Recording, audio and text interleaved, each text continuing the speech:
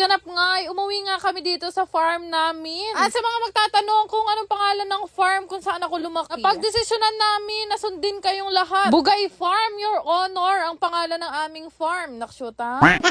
Matagal-tagal na nga rin nung huli kaming bumisita dito sa farm na pinagagawa namin. At halos tapos na nga to. Siyempre as usual, kapag umuwi ako dito, nagluluto agad ng buro at tilapia ang nanay ko. Pero bago nga ako kumain, nagbihis na nga muna ako ng pantulog. At siyempre, hindi pwedeng walang chismisan eh. Rimla, nalarugurin pamangan. Ay, wag nga kayong impokrita. Mas importante ang chismis kesa sa dinner. Charis! Pero sa amin dalawa ni Bebo, mas matindi yan sumagap ng chismis. Tingnan nyo naman magkwento, may action pa, nakshuta. Pero para mas kapanipaniwala itong pinag-uusapan namin ni Angeline Mapagmahal, lagyan natin ang background music. Gusto nyo bang marinig ang mga kwento? Pagkatapos nga namin kumain ng dinner, inasikaso ko na nga itong mga parcel na dinala ko nga dito. Matagal na nga yung mga parcel na yan sa Pulilan at dahil ngayon lang nga ako nauwi dito sa farm, ngayon ko nga lang ito nabitbit. At hindi pa rin nga matapos-tapos itong pag-unbox ko ng mga parcel dahil sa mga kwento ko, naksyuta. Ito nga mga parcel na to ay mga binagbibili ko nga sa Shopee na ubod ng mahal. Ay alam nyo ba, pangarap ko yan yung magkaroon kami ng kainan na dutong. Pero naksyuta, mas mahal pa pala ang mga dutong kaysa sa mga ceramic. Mag-isa kasi sa mga plato na pinag-o-order ko, nasa 400 nga yata ang halaga. Pero okay lang, para kapag nag-i-story ako, aesthetic.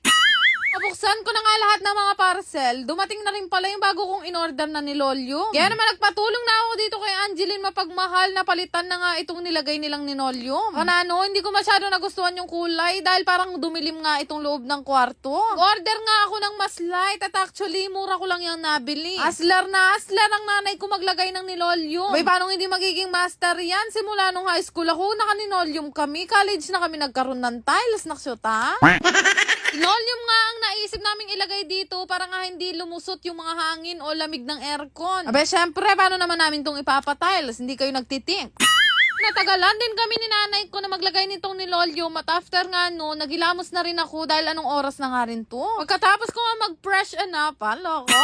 Nabango na nga ako gamit itong Frisia ng Mr. Resen na lagi kong bitbit. Sineshake ko lang yan bago gamitin at fruity na floral nga ang amoy niya. Bukod nga sa katawan ko kaya mabilis ako makaubos ng pabango na to, ginagamit ko na din yan linen spray. Bago ko pa nga makalimutan at bago ako makatulog, uminom na nga ako nitong Necotayon na lagi ko talagang iniinom. Isa nga sa umaga, isa sa gabi at yan talaga ang nagme-maintain ng pagiging Disney princess ko.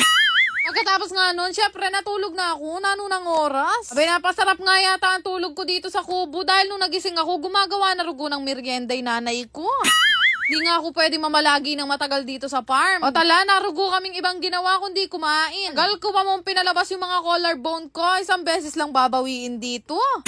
Okay lang yun dahil masarap ang buhay dito sa bukid. Tingnan nyo naman kung gaano kasarap magluto. Ito kasing Bugay Farm ay nasa kalagitnaan nga ng bukid at talagang malayo kami sa mga mimosa. Pero hindi ako maglalaram sa inyo guys. Hindi naman ako nagluto ng adobo na yan. Hinalo-halo ko lang para kunyari ako. Lunch nga namin ngayong araw ay gamot sa rayuma. Adobong laman loob na may kasama pambitis. Naksyuta. Grabe, kakaiba talaga ang sarap kapag ka dito kami sa bukid. Ewan ko ba, pagka nandito kami, parang mas maraming oxygen dito. Wala din kasi ng stress at pagod, pero babalik din yun paglabas mo ng gate.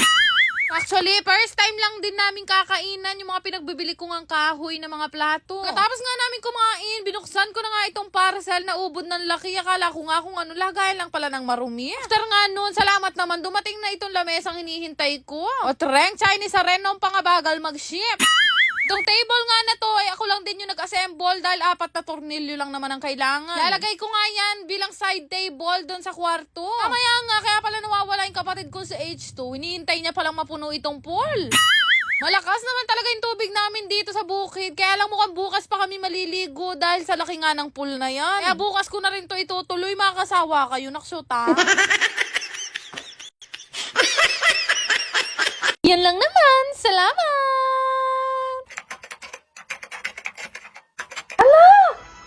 Oh my God, ang laki! 23,000! Share ko na din sa inyo ito pinaglilibangan ko ang laro na MI777. Sobrang daming laro na pwede nyo pagpilian dito, pero ito ay pinagbabawal ko sa mga bata. Libangan ko lang rin to at nilalaro ko lang to kapag may extra ko. Nyo guys, napakadali lang laruin nito at minsan nga hindi ko namamalaya na malaki na panay napapalanunan ko. Syempre, gaya ng ibang laro, may nananalo at may natatalo din dito. Swertihan lang talaga yung labanan dito, pero ngayong araw mukhang sinwerte ako dahil nanalo ako ng halos 100,000. So syempre, hinay-hinay lang tayo sa paglalaro at pagtaya. Sabi nga nila, lahat daw ng sobra, bawal. Pero syempre, wala din namang masama kung gusto mo subukan. Kaya kung gusto mo ring itry, lalagay ko na lang yung link sa may comment section.